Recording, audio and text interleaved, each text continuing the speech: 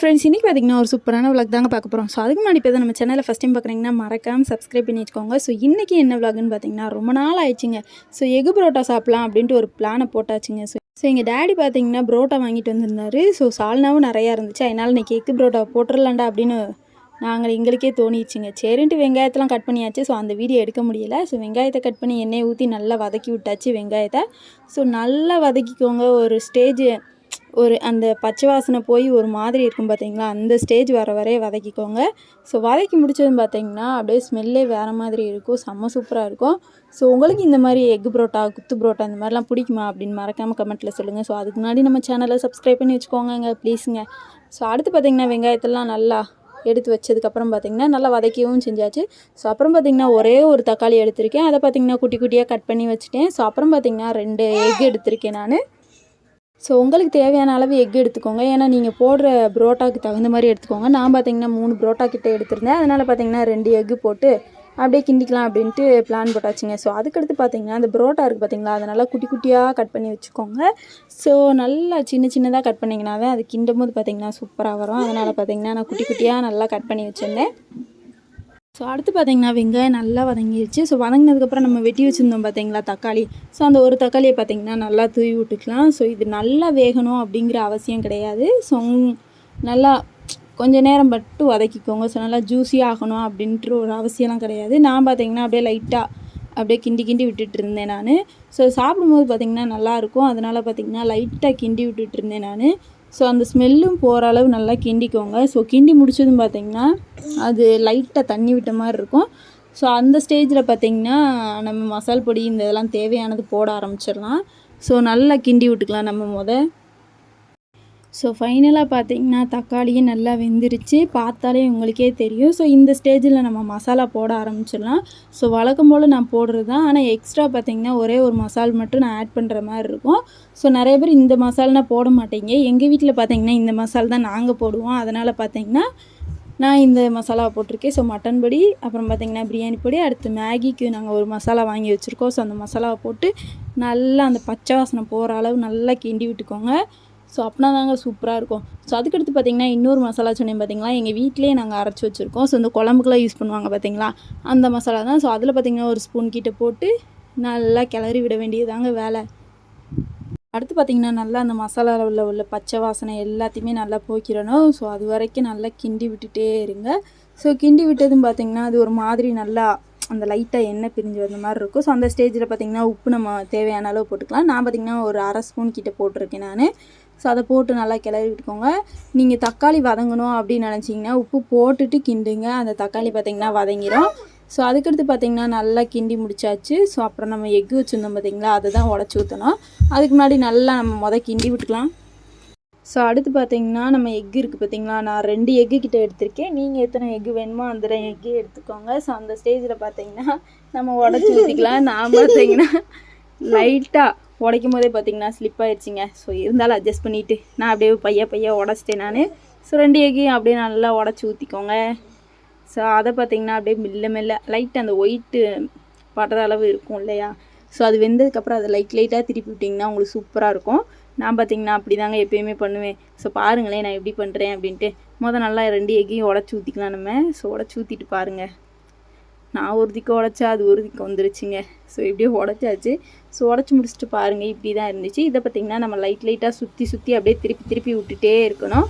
So அப்போ தான் நல்லாயிருக்கும். பாருங்கள் அந்த மஞ்சள்லாம் நல்லா கிளறி விட்டுருங்க. ஸோ கிளறி விட்டது பார்த்திங்கன்னா அந்த ஒயிட் டிஷ் வந்துருச்சு பார்த்திங்களா. ஸோ அந்த ஸ்டேஜில் பார்த்திங்கன்னா லைட்டாக கிளறினீங்கன்னா அப்படியே நல்லாயிருக்குங்க. அதை கிளறும் போதே செம்ம சூப்பராக இருக்கும். ஸோ அதை பார்த்திங்கன்னா நல்லா நம்ம எக்கு இது பண்ணுவோம் பார்த்திங்களா, அந்த மாதிரி நல்லா உதிரியாக வர்ற அளவுக்கு நல்லா கிளறி விட்டுக்கோங்க. ஸோ அப்படின்னா தான் நம்ம புரோட்டா போடும்போது நல்லாயிருக்கும். அதுக்கடுத்து பார்த்திங்கன்னா நம்ம சால்னா ஊற்றும் போது அது எல்லாமே மிக்ஸ் ஆகி அதுவும் ஒரு டேஸ்ட்டாக செம்மையாக இருக்குங்க. ஸோ அதுக்கடுத்து பார்த்திங்கன்னா நல்லா கிளறியாச்சு. ஸோ கீழே உள்ள எல்லாத்தையுமே நல்லா சேர்த்து நல்லா கிளறி விட்டுருங்க, நல்லா ஒட்டாத அளவுக்கு. அப்புறம் பார்த்திங்கன்னா நம்ம சால்னா வச்சுருந்தோம் இல்லையா, ஸோ உங்கள் வீட்டில் சால்னா இருந்துச்சுன்னா அதை எடுத்துக்கோங்க. ஸோ இல்லைன்னா அந்த புரோட்டாவுக்கே கொடுத்துருப்பாங்களா, அந்த சால்னாவை எடுத்து வச்சுக்கோங்க. ஸோ நல்லா குத்துன்னு குத்தி எடுத்துக்கோங்க. நல்லா அந்த கரண்டி வச்சு நல்லா லைட்டாக குத்திட்டு அப்புறம் முட்டையில் உள்ள அந்த வாசனை போகிற அளவு நல்லா குத்தி எடுத்துக்கோங்க. அப்படின்னா தான் நல்லாயிருக்கும். நான் பார்த்திங்கன்னா அப்படியே லைட்டாக குத்தி எடுத்துகிட்டே இருந்தேன் நான். ஸோ குத்தி எடுத்ததும் பார்த்திங்கன்னா ஸோ அவ்வளோதாங்க, நல்லா குத்தியாச்சு. குத்தி முடிச்சதுன்னு பார்த்திங்கன்னா அதை நல்லா 4 கிண்டி எடுத்துக்கோங்க, நல்லா ஒட்டாத அளவுக்கு. ஸோ அந்த உதிரியாக வர்ற அளவுக்கு கிண்டிகிட்டே இருங்கங்க, அப்படின்னா தான் சூப்பராக இருக்கும். ஸோ அதுக்கடுத்து பார்த்திங்கன்னா நம்ம சால்னா ஊற்ற ஆரம்பிச்சிடலாமா? ஸோ எனக்கு பார்த்திங்கன்னா சால்னா நிறையாவே கொடுத்துருந்தாங்க. நீங்கள் மொத்தத்தையும் ஊற்றுனீங்கன்னா கொலன்னு ஆயிரும். அதனால் பார்த்திங்கன்னா கொஞ்சோண்டு ஊற்றிக்கோங்க. நீங்கள் எடுக்கிற புரோட்டா அளவுக்கு லைட்டாக ஊற்றிக்கோங்க. ஸோ நம்ம சால்னா ஊற்ற ஆரம்பிச்சிடலாமா? ஸோ ஊற்றியாச்சு பாருங்கள், நான் கொஞ்சோண்டு தான் ஊற்றிருக்கேன். ஊற்றிட்டு அதை பார்த்திங்கன்னா நல்லா கிளறி விட்டுக்கோங்க. அந்த மசாலா பார்த்திங்கன்னா அந்த எக்கு மசாலா எல்லாமே உள்ளே போகிற அளவுக்கு நல்லா கிளறி விட்டுக்கோங்க, அப்படின்னா தான் சூப்பராக இருக்கும்.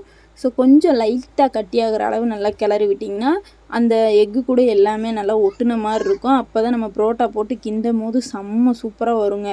ஸோ நல்லா கிளறி விட்டுக்கலாம் நம்ம. ஸோ பாருங்கள் நான் எப்படி கிளறேன் அப்படின்ட்டு. அதை நல்லா லைட்டாக குத்தி எடுத்துக்கோங்க. ஸோ அது முடிஞ்சதுன்னு பார்த்திங்கன்னா எனக்கு இந்த ஸ்டேஜில் தாங்க இருந்துச்சு. ஸோ பாருங்கள், மசாலாலாம் நல்லா கொஞ்சம் கட்டியாகி நல்லா ஒரு ஸ்டேஜுக்கு வந்துருச்சு. இந்த ஸ்டேஜில் நம்ம புரோட்டா போட ஆரம்பிச்சிடலாம். ஸோ நான் பார்த்திங்கன்னா 3 புரோட்டா கிட்டே எடுத்திருந்தேன். அதை பார்த்திங்கன்னா நல்லா குட்டியாக கட் பண்ணி நல்லா உதிரியாக வச்சுருந்தேங்க. ஸோ அந்த புரோட்டாவை பார்த்திங்கன்னா அப்படியே லைட்டாக அப்படியே அங்கேயும் இங்கேயும் அப்படியே மலைச்சாரன் மாதிரி தூவி விட்டுக்கலாம் நம்ம. ஸோ தூவி விட்டதும் பார்த்திங்கன்னா அதை நல்லா பரட்டுன்னு பரட்டி எடுக்கணும். ஸோ இதுதாங்க செம்ம வேலையாக இருக்கும். ஏன்னா புரோட்டாவில் பார்த்திங்கன்னா மசாலா நமக்கு ஒட்டணும். அதனால் பார்த்திங்கன்னா நல்லா சுற்றி கிண்டி விட்டுட்டே இருக்கணும். ஸோ அதை பார்த்திங்கன்னா நல்லா ஒட்டுனா தான் நம்ம சாப்பிடும் போது பார்த்திங்கன்னா செம்ம டேஸ்ட்டாக இருக்கும். ஸோ லைட்டாக நான் ஃபஸ்ட்டு பார்த்திங்கன்னா புரோட்டாவை போட்டு அப்படியே லைட்டாக கிளறி விட்டுட்டேன். ஸோ அதுக்கடுத்து பார்த்திங்கன்னா நல்லா குத்தி கிளறி விட்டிங்கன்னா சூப்பராக இருக்குங்க. ஸோ அதுக்கடுத்து நான் ஃபுல்லும் அந்த மசாலா உள்ளே போகிற அளவு நல்லா புரோட்டாவை பார்த்திங்கன்னா நல்லா சுற்றி அப்படியே நல்லா கிண்டி விட்டுட்டே இருந்தேன். பாருங்கள் இப்படி தான் இருந்துச்சு. ஸோ நல்லா வெள்ளையாக இருக்குது பார்த்திங்களா? அந்த வெள்ளையே தெரியாத அளவுக்கு ஃபுல்லும் நல்லா அந்த புரோட்டாவில் மசாலா ஒட்டுற அளவுக்கு அப்படியே கிளறி விடணும். ஸோ ஒரு சில பேர்த்துக்கு பார்த்திங்கன்னா நல்லா சால்னா நிறைய ஊற்றி சாப்பிட்டா பிடிக்கும். ஸோ அதுக்கடுத்து பார்த்திங்கன்னா ஊற வச்சு சாப்பிட்டா ரொம்ப பிடிக்கும் அப்படின்னு சொல்லுவாங்க. ஸோ எனக்கு ஊற வச்சு சாப்பிட்டா ரொம்ப பிடிக்குங்க. ஸோ செம்ம டேஸ்ட்டாகவும் இருக்கும் அது. ஸோ அதுக்கடுத்து பார்த்திங்கன்னா நல்லா கிளறி முடிச்சாச்சா? ஸோ அதை நல்லா குத்தி எடுத்துக்கலாம் நம்ம. ஸோ நல்லா குத்துனா தான் அது வந்து நல்லா அந்த மசாலா எல்லாம் ஒட்டுற அளவுக்கு இருக்கும், நல்லா சூப்பராக இருக்குங்க. ஸோ குத்து புரோட்டா அப்புறம் நீ எதுக்கு சொல்கிறாங்க, குத்தி எடுத்ததுன்னா நம்மளும் குத்து புரோட்டா அப்படின்னு சொல்ல முடியும். ஸோ அவ்வளோதாங்க, நம்ம குத்து புரோட்டா ரெடி ஆயிடுச்சு. நம்மளும் சாப்பிட ஆரம்பிக்கலாம். சூப்பராக ஆகிடுச்சு பாருங்கள், செம்ம டேஸ்ட்டாக இருக்குது. ஸோ கடையில் பார்த்திங்கன்னா 100 ரூபா கிட்ட சொல்லுவாங்க. நீங்கள் 3 புரோட்டா வாங்கி நல்லா வீட்டிலே செம்ம டேஸ்ட்டாக செம்ம ஜூஸியாக செய்யலாம். ஸோ கண்டிப்பாக ட்ரை பண்ணி பார்த்துட்டு எப்படி இருக்குன்னு சொல்லுங்கள். ஸோ ஃபைனலாக ரெடி ஆயிடுச்சு. நானும் பார்த்திங்கன்னா தட்டில் போட்டு சாப்பிட்றதுக்கு ரெடி ஆகிட்டேங்க. ஸோ பாருங்கள் எப்படி இருக்குதுன்னு, அப்படியே கமன்னு இருந்துச்சு. அதில் பார்த்திங்கன்னா லைட்டாக கொத்தமல்லியை தூவி விட்டு எடுத்து சாப்பிட்டிங்கன்னா சும்மா வேறு லெவலில் இருக்குங்க. ஸோ நானும் சாப்பிட ஆரம்பிச்சிட்டேன். நீங்களும் கண்டிப்பாக ட்ரை பண்ணி சாப்பிட்டு பாருங்கள்.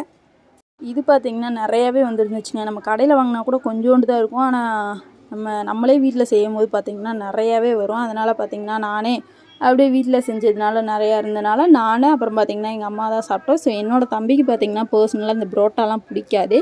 அதனால் பார்த்திங்கன்னா எங்கள் 2 பேர் தான் நாங்கள் சாப்பிட்டதுனால நல்லா நிறையாவே இருந்துச்சுங்க. சூப்பராக சாப்பிட்டோம் நாங்கள். ஸோ அவ்வளோதாங்க, இந்த வீடியோ வந்து ஃபைனலாக எண்டுக்கு வந்துருச்சு. ஸோ உங்களுக்கு இந்த வீடியோ வந்து யூஸ்ஃபுல்லாக இருந்திருக்கும் நான் நம்புகிறேன். இந்த வீடியோ பிடிச்சிருந்தா மறக்காமல் நம்ம சேனலை சப்ஸ்கிரைப் பண்ணிவிட்டு லைக் அண்ட் ஷேர் கமெண்ட் பண்ணிக்கோங்க. ஸோ கண்டிப்பாக ட்ரை பண்ணிவிட்டு நீங்களும் கமெண்ட்டில் சொல்லுங்கள். இல்லைன்னா வேறு ஏதாவது வீடியோ ட்ரை பண்ணலான்னு ட்ரை பண்ணுறேன் நான். ஸோ குக்கிங் வீடியோ நிறைய போடுறதுனாலும் மறக்காமல் சொல்லுங்கள். அதையும் கண்டிப்பாக நான் ட்ரை பண்ணி போடுறேன். ஸோ இந்த வீடியோ முடிஞ்சிச்சு. ஸோ அடுத்து உங்களை இன்னொரு வீடியோவில் மீட் பண்ணுறேன். ஸோ பாய், நான் நெக்ஸ்ட் வீடியோவில் பார்க்குறேன். டட்டா.